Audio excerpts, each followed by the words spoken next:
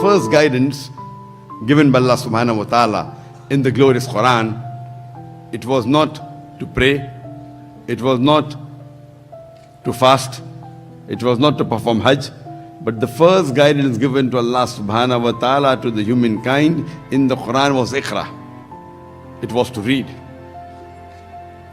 And unfortunately, what we have in the Muslim Ummah, it is divided that some of the people don't want to read.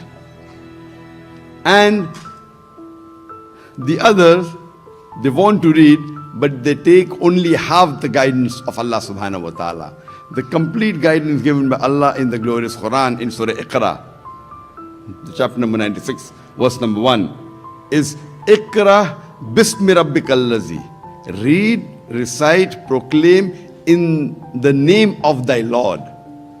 So when you read and when you gain education, our Creator tells us, do it in the name of your Lord.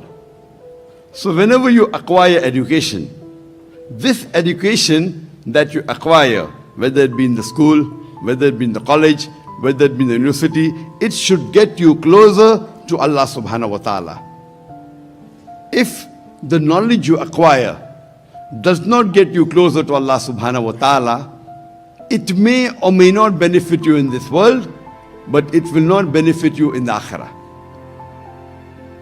As Allah says in the Quran, Allah says in Surah Dhariyat, chapter number 51, verse number 56, وَمَا خَلَقْتُ الْجِنَّ وَالْإِنسَ إِلَّا لِيَعْبُدُونَ. That Almighty God, Allah subhanahu wa ta'ala, He has created the men and the jinn not but to worship Him. The purpose we have come in this world is to worship Allah subhanahu wa ta'ala. What is the purpose of our life? Allah says in Surah Mulk, chapter number 16, verse number 2, Allazi khalaqal mawta wal hayata. It is He who has created death and life to test which of you is good in deeds. This life that we are leading is a test for the hereafter. And this is an examination. And the portion of this examination, when you appear for an examination, but naturally you have a portion. You have a textbook to refer. The portion and the rules and regulation of this examination is given in the last and final revelation of Allah subhanahu wa ta'ala, that is the glorious Quran. The glorious Quran is the most positive book in the world. It is a proclamation to humanity. It is a fountain of mercy and wisdom. It's a guide to the erring. It's a warning to the heedless. It's an assurance to those in doubt. It's a solace to the suffering and a hope to those in despair.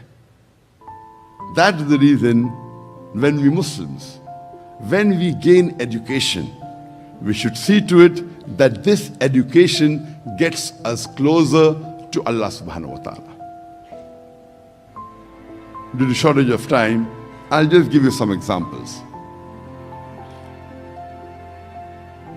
When we learn in school, in any subject, we should see to it that this knowledge gets us closer to Allah subhanahu wa ta'ala.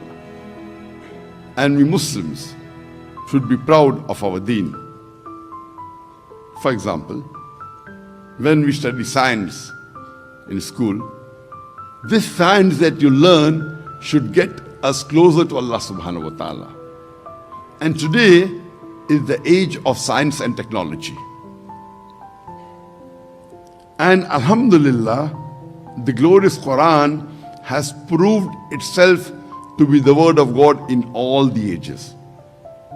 Previously was the age of miracles, and the glorious Quran is the miracle of miracles.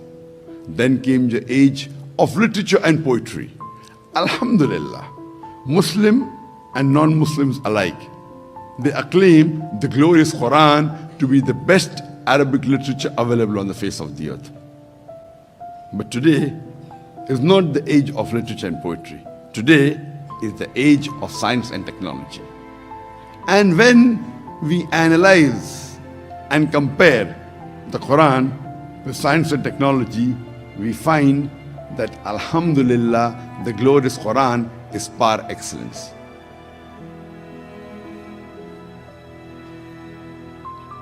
According to the famous scientist and Nobel Prize winner, Albert Einstein, he said that science without religion is lame, and religion without science is blind.